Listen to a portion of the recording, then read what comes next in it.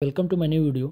इस वीडियो में मैं बात करने वाला हूँ, अगर आप गूगल पे पेमेंट करते हो और पेमेंट फेल हो जाता है और आपको एरर आता है unable to find bank account, your mobile number may be linked to multiple account और your bank account may not be supportive for UPI.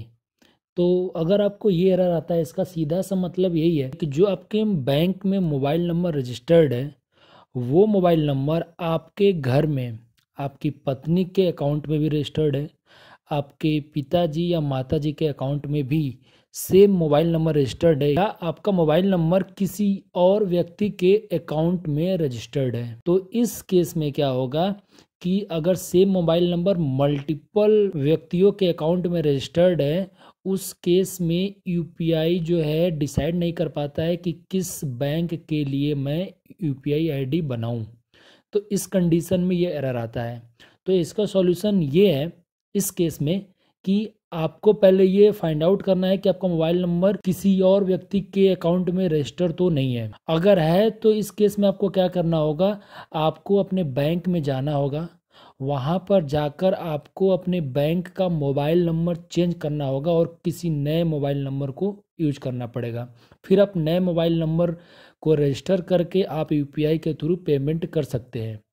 और यहाँ पे एक ध्यान देने वाली बात यह है कि जैसे आपका अकाउंट आपके नाम से पीएनबी में है, आपका अकाउंट आपके नाम से एसबीआई में है, आईसीआईसीआई बैंक में है, तो आप खुद के अकाउंट में same mobile number multiple bank में रजिस्टर कर सकते हैं, तो यूपीआई काम करेगा। दूसरा पॉसिबिलिटी ये है ये एरर आने का कि जैसे अभी क्या किया था, इंडियन बैंक ने बहुत सारे बैंकों का मर्जर हुआ है। जैसे पीएनबी बैंक में oriental bank of commerce, Allahabad bank, corporation bank का मर्जर हुआ, और बैंक ऑफ बड़ौदा में Vijaya bank, Andhra bank, bank of Maharashtra का मर्जर हुआ। तो इस कंडीशन में क्या है, फॉर एग्जांपल अगर बात किया जाए कि कॉरपोरेशन बैंक का मर्जर हो गया आपका पंजाब नेशनल बैंक में, तो अगर आपका अकाउंट कॉरपोरेशन बैंक में है तो कॉरपोरेशन बैंक में आपकी एक कस्टमर आईडी है आपके नाम से और वहां पे आपका मोबाइल नंबर रजिस्टर्ड है कॉरपोरेशन बैंक में। अभी मर्जर होने के बाद क्या हुआ कि आपका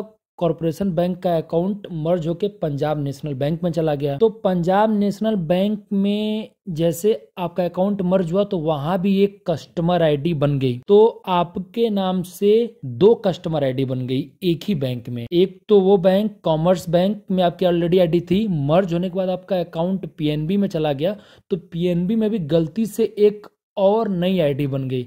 सो इस कंडीशन में क्या है कि एक ही बैंक में आपके दो कस्टमर आईडी हो गए, और इस कंडीशन में भी जो है यूपीआई डिसाइड नहीं कर पाता है कि यूपीआई आईडी किस कस्टमर आईडी से बनाई जाए, क्योंकि एक ही बैंक में दो कस्टमर आईडी हो गई है दो बैंकों का विलय होने के बाद। तो अगर ऐसा कोई कंडीशन है तो इस कंडीशन में भी आपको अपने बैंक अकाउंट में जाना पड़ेगा और बैंक में जाके आपको पहले कस्टमर आईडी चेक करनी पड़ेगी कि आपके नाम से कितनी कस्टमर आईडी है। अगर एक से ज़्यादा है तो आपको बाकी कस्टमर आईडी डिलीट करवानी पड़ेगी, उसके बाद आप यूपीआई के थ्रू रजिस्टर कर पाएंगे, पेमेंट कर पाएंगे। तो ये रहे दो सॉल्यूशन इस प्रॉब्लम का, और कृपया आप अपने नज़दीकी बैंक में दोनों सिचुएशन में आपको जाना पड़ेगा। अगर कोई भी डाउट हो इससे रिलेटेड तो आप कमेंट बॉक्स में अपने जो भी डाउट है, संदेह है, आप कमेंट करें। Thanks for watching this video. Kindly like, share and subscribe to my YouTube channel.